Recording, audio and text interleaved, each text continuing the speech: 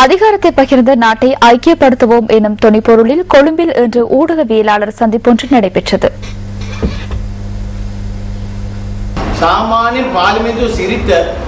வரவு செலவு திட்டம் நிறைவேற்றப்பட்டதை அடுத்து பாராளுமன்ற அமர்வுகளை ஒத்திவைப்பதே பாராளுமன்ற சம்பிரதாயமாகும். பாராளுமன்றம் ஒத்திவைக்கப்பட்டதன் பின்னர் வேறு எத்தகைய நடவடிக்கையும் முன்னெடுக்கப்பட மாட்டாது. எனினும் இவர்கள் விடுமுறைகளை கூட பயன்படுத்தி பிரதம நீதியரசர் மீதான குற்றப்பிரேரணை முடிவுக்கு கொண்டு வர வேண்டும் என தீர்மானித்திருந்தனர். அவசரமாக 1.5 நாட்களில் விசாரணை முடிவுக்கு கொண்டு வந்தனர்.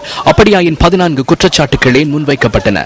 அதில் அநேகமான குற்றச்சாட்டுகள் கைவிடப்பட்டமைக்கான காரணம் என்ன? ஏன் 5 மாத்திரம் தெரிவு செய்யப்பட்டது? ஷிராணி பண்டாரநாயக்க பதவியை விட்டு ஓடிவிடுவார் என நினைத்தே அந்த செயற்பாட்டை ஆரம்பித்தனர்.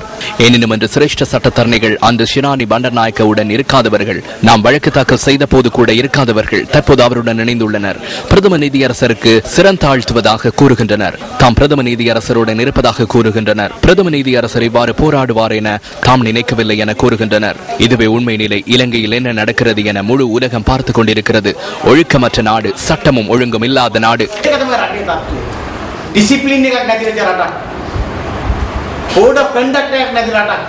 விசேஷமாக வடபகுதியிலே மாணவர்களும் மற்ற இளைஞர்களும் கைது செய்யப்பட்டு, அதுவும் பயங்கரவாத தடுப்பு சட்டத்தின் கீழே கைது செய்து அதன் கீழே 18 மாதங்களுக்கு தடுத்து வைத்திருக்க முடியும். அப்படியாக நீதிமன்றத்தின் முன்னால் நிறுத்தாமல் தடுத்து வைக்கப்படுகிற ஒரு நடவடிக்கையை அரசாங்கம் இப்பொழுது கை கொண்டிருக்கிறது.